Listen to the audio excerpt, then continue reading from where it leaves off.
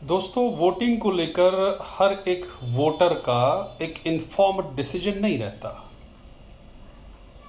और जिस तरीके का परसेप्शन अभी जम्मू कश्मीर के इलेक्शंस के हवाले से ग्राउंड से आ रहा है, हम ये कह सकते हैं कि इस असेंबली इलेक्शंस के जब रिज़ल्ट्स आएंगे 8 तारीख को, तो सर्टेनली कुछ शॉकिंग रिजल्ट्स होंगे, यानी उम्मीद से हटकर, और कुछ बड़े चेहरे इलेक्शन हार सकते हैं। दरअसल वोटिंग पैटर्न इसके लिए रिस्पॉन्सिबल है, किस तरीके की वोटिंग हुई और वोटिंग परसेंटेज और number of candidates in a particular constituency. अगर बात की जाए फॉर एग्ज़ाम्पल गांदरबल डिस्ट्रिक्ट की 2 असेंबली कॉन्स्टिट्यूएंसीज़ की, तो दोनों से शॉकिंग रिजल्ट्स एक्सपेक्ट कीजिए, प्योरली बिकॉज आज का जो वोटर है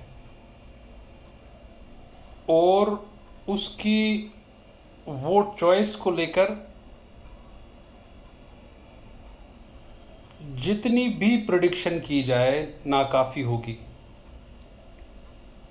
और वोटर कब अपना डिसीजन बदल दे, इवन मशीन के पास पहुंचकर बटन दबाने से पहले भी डिसीजन चेंज हो जाता है।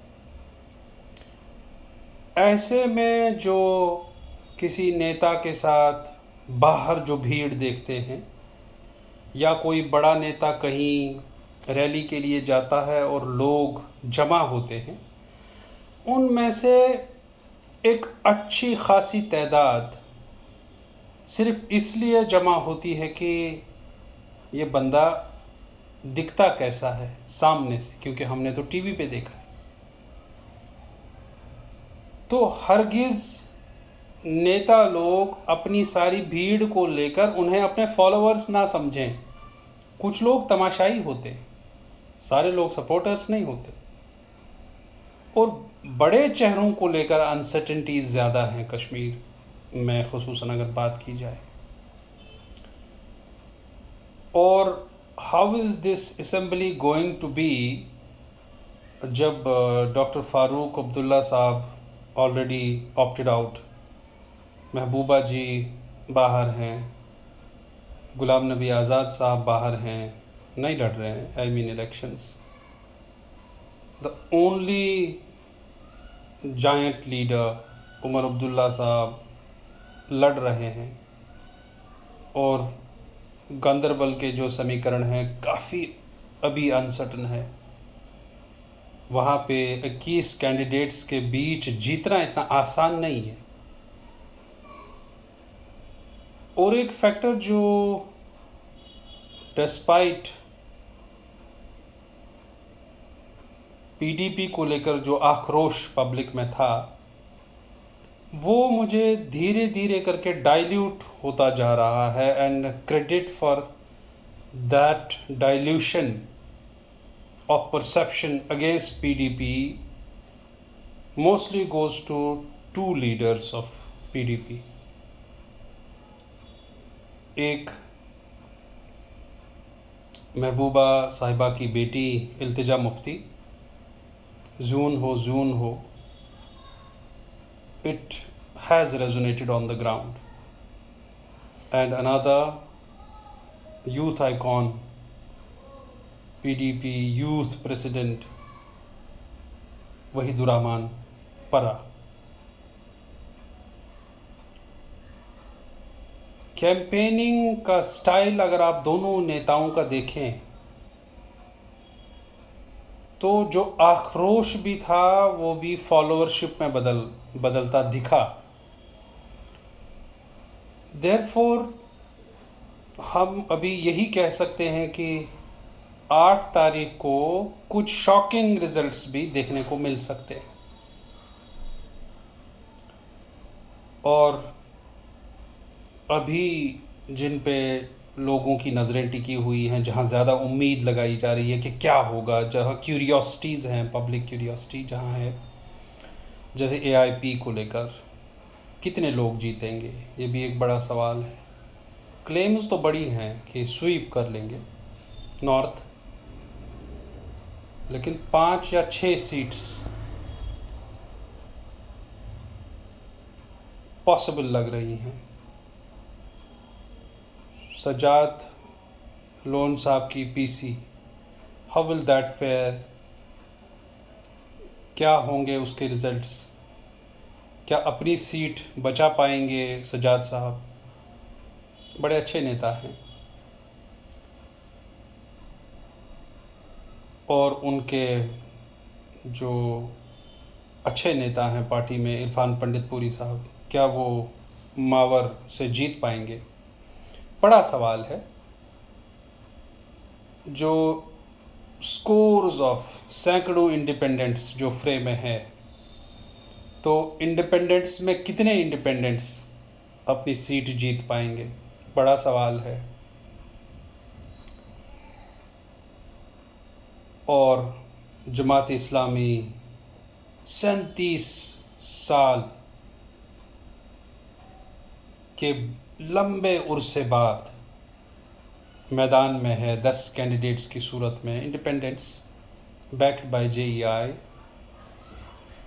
तो 10 में से कितने जीत पाएंगे? बड़ी क्यूरियोसिटी है। ये बड़े अनसर्टेनिटी का भी सवाल है और कीननेस भी है इन सवालों को लेकर कि कैसे बैठेंगे समीकरण। स्पेशली जो ट्रेडिशनल एस्टैब्लिश्ड पार्टीज़ के अगेंस्ट स्कोर्स ऑफ कैंडिडेट्स लड़ रहे हैं, उससे जो प्रेशर पड़ा है एस्टैब्लिश्ड पार्टीज़ पर, और जो एस्टैब्लिश्ड पार्टीज़ के मुंह से निकला है वादों की सूरत में, क्योंकि प्रेशर है पीछे लॉट ऑफ, एक कॉन्स्टिट्यूंसी के पीछे 46 लोग लड़ रहे हैं। बड़गाम की अगर कॉन्स्टिट्यूंसीज को देखा जाए, गांधरबल 21, देयरफॉर प्रेशर है। और ऐसे प्रेशर में सीट निकालना, वो भी आज के मॉडर्न वोटर पे भरोसा करके, बच्चों का खेल नहीं है। एक और बड़ा सवाल ये कि जो न्यूली इमर्जेंट पार्टीज़, मैं वन पार्टी लीडर कहता हूँ, वन लीडर पार्टीज़ कहता हूँ, सॉरी, जैसे अल्ताफ़ बुखारी साहब की अपनी पार्टी, कितने कैंडिडेट्स जीत पाएंगे? बड़ा सवाल है। जैसे JKUM ने जितने भी कैंडिडेट्स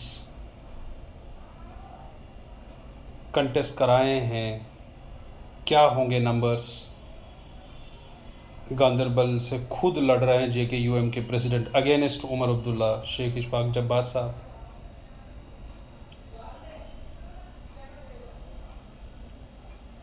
और बहुत सारे लीडर्स, कांग्रेस भी कहीं कहीं कश्मीर में है, जबकि कांग्रेस का एक मेजर जो अलायंस सीट्स हैं वो जम्मू में लड़ रही हैं। जम्मू में जितने भी कांग्रेस के लोग अगेंस्ट बीजेपी लड़ रहे हैं, कितने नंबर्स वो गेन कर पाएंगे? और उससे हुकूमत बनाने में, गवर्नमेंट फॉर्मेशन में कांग्रेस का योगदान कितना होगा? ये भी एक बड़ा सवाल है। और बीजेपी में win big in Jammu, but BJP को क्या किसी की ज़रूरत नहीं पड़ेगी? डेफिनेटली पड़ेगी। तो जहाँ pre poll alliance Congress JKNC plus plus है, शायद उसमें पैंथर्स है, शायद उसमें हकीम यासीन साहब की पार्टी है, डेमोक्रेटिक फ्रंट गालिबा, तो ये तो प्री पोल है। तो पोस्ट पोल बी होना ही होना है। और उसके बाद हुकूमत बनेगी तो क्या ये सारे मसाइल के रेजोल्यूशंस होंगे? उसके बाद मसाइल पे बैठना, मसाइल पे चिंतन करना, और जो डिलीवरी का जो प्रॉमिस है उस प्रॉमिस को यूटी की असेंबली किस तरह पूरा कर पाएगी, बड़े चैलेंजेस हैं। क्योंकि जो गवर्नमेंट फॉर्मेशन जो होगी उन पे जिम्मेदारियां कितनी आयद हैं, क्योंकि वो वादे सब के सब लोग बड़े बड़े वादे कर चुके हैं, जिसमें स्टेटहुड का वादा टॉप पर है। यूथ अनएम्प्लॉयमेंट, पीएचडी किए हुए बंदे ठेलों पे ड्राई फ्रूट्स बेच रहे हैं।